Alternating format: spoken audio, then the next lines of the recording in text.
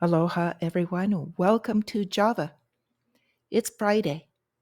So happy Friday. This is for August 25th, 2023. And today is a big Jackson Hole speech from J. Powell. We're expecting to hear from him just shortly after 10 a.m. Eastern Daylight Time in the US.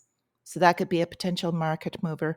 A lot of people are watching that. And I'm really early this morning. So hopefully not too much comes out before then.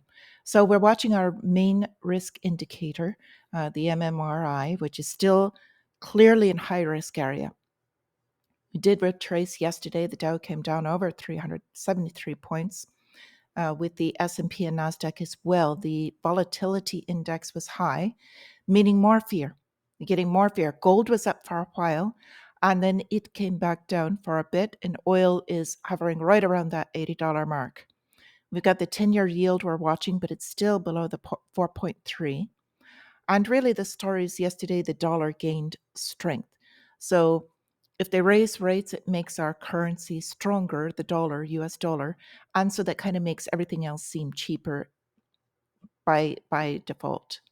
So we are expecting also 10 a.m. consumer sentiment. We'll see what they say. I don't know that I believe those numbers or that they really have any bearing, but we'll see those. So on to oil and energy. We've got a couple interesting things going on here. So this is saying oil is heading for a weekly fall on demand worries, and the dollar strength is what pressured it down. However, we've got Saudi that is still restricting the supply, and we are still in a deficit as far as the reserves for the US. So we'll keep an eye on that. The second story is for global oil markets. They're kind of planning in a US Iran deal, saying that it's already happening. And, really it is already happening. But the reality is because the US, they're acknowledging that they are not enforcing the sanctions on Iran. So basically that says that, yeah, we want to punish you, but if it's in our best interest to kind of forget about that, then that's what they're doing. And this is bolstering Iran economically. And I think it's a large mistake to kind of straddle the middle like this. Anyway, Iranian oil exports to China also reached the highest that they have in a decade. So Xi Jinping and Iranian president, they're vowing to work together to strengthen multilateral alliances. So this is going to be not just, well, mostly based around trade, but not just that, it's going to go further. So we're looking forward into BRICS and kind of the new alliances that are being made in the world as far as trade deals and currencies. So speaking of the BRICS, that this story was funny. They're calling it a global financial rebellion, and that the nations will challenge the dollar's dominance, meaning the US dollar. And I agree with that, but everyone is expecting an immediate thing, and I don't think that's how it's going to work. There's a lot underpinning this, and the BRICS still all trade in dollars. Their largest trade values are in dollars. They hold vast amounts of this still, even though they have been cutting down. But it's going to take some time, and they need to restructure these works of how they do their trade agreements. But they are working on them. I do think that, I don't know, maybe by next spring, they might be ready for de-dollarization, but it's definitely heading that direction. So an interesting player in this is Argentina, as we were saying, because the presidential candidates are rejecting BRICS membership for now. We'll see which way they go. They are a resource-rich country and could have a large play in that trade.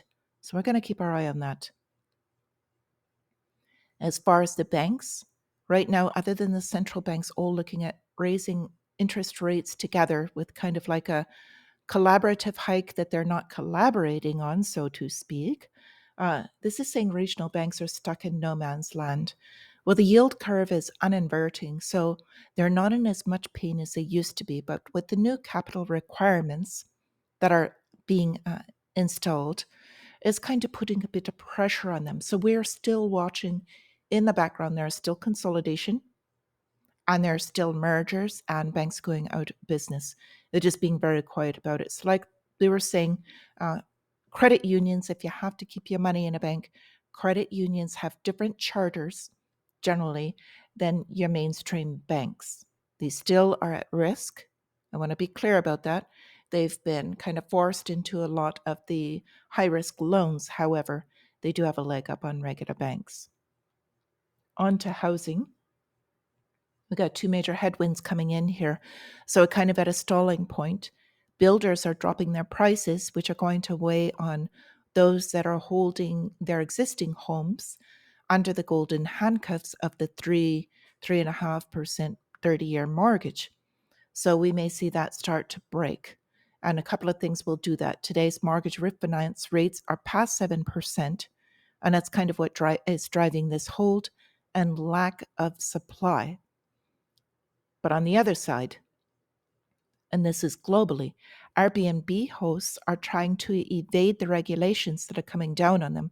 So a lot of, you can't really blame people for wanting to make money, but some of them got a little greedy, and they're not really being good neighbors, so to speak. So they're getting regulated, and I think that they will find that the fees and restrictions are too much, and many of them will start dumping their properties on the market. And that's going to kind of spur on the other side the housing decline, housing price decline. So in labor and retail, we've got the Gap reporting they've had a declining sales across their brands, warning of a quote unquote uncertain consumer. People are pulling back on their discretionary spending, and they're only spending on what they really need to. So we're also showing the US department stores having credit delinquencies on their store credit cards. This is also not a shock to us. So they've stopped paying on the credit cards now and the smaller ones, and it's only a question of time before this rolls up to their major credit cards and then their loans and debts, because it's all unsecured. So we also heard from Dollar Tree their shares sank because they said that a quote unquote challenging economy is pressuring the discounter, the people that are buying.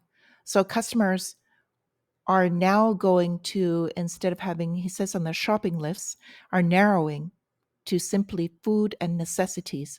So discretionary spending is plunging, and that's going to have its effect.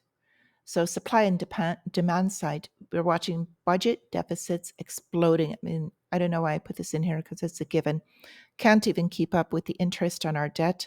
So, how can we blame consumers for not paying their debt? The US is not paying theirs. Anyway, so far as supply side, we are looking at this is just so reminiscent of what we just went through. They're saying things could get worse because ships are backed up in the Panama Canal, blaming it on El Nino and climate change.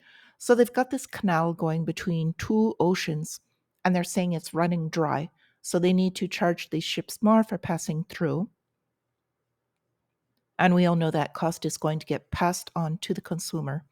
So prices rising, also inflationary. We're going to see how this works out. I just think that's very interesting that they're talking about the water shortage.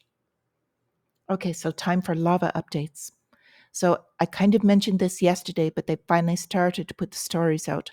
Chinese shoppers are hoarding salt because they're worried about the water that they are starting to release from the Fukushima, that it has been treated. However, people are concerned, so they're hoarding their salt because they don't want to buy it afterwards. Can't really blame them. Aside from this, India did also add to the ban of exports sugar. So sugar and salt will be rising in price and a little more difficult to be available, but we produce both of these locally in the US. So I don't know how this will be affected. Just wanted to bring it up. So with this, we've also got the second story, cow-free dairy. The wording is what struck me. Cow-free dairy. So we've had plant-based dairy for some time, but now they're shifting their wording to cow-free, which I think is very interesting. Puts this in the same category to me as lab-grown meat. Not quite as bad, but very close. And the last thing I want to touch on is they are coming out with a new Lyme Lyme jab. So generally, when they try to do these, number one, it's bolstering big pharma, putting a lot of money towards that. And that is a way that the government can bolster the economy through more excessive spending. and it will inflate through the banks because they need to put this money towards the vaccines. So we've got this, and I hope that doesn't get me banned from saying that. We'll see. Anyway, they also piggyback these sometimes with multiples, and when they do, they're very dangerous that way. Those tend to have the heaviest side effects and the most issues. So just want to take some caution against that. Anyway, I hope I can still produce this for you and get it out. And I would like to wish you all a green trading day. It's going to be very interesting. And I wish you just a wonderful day in general. So until I see you again, my friends, stay free.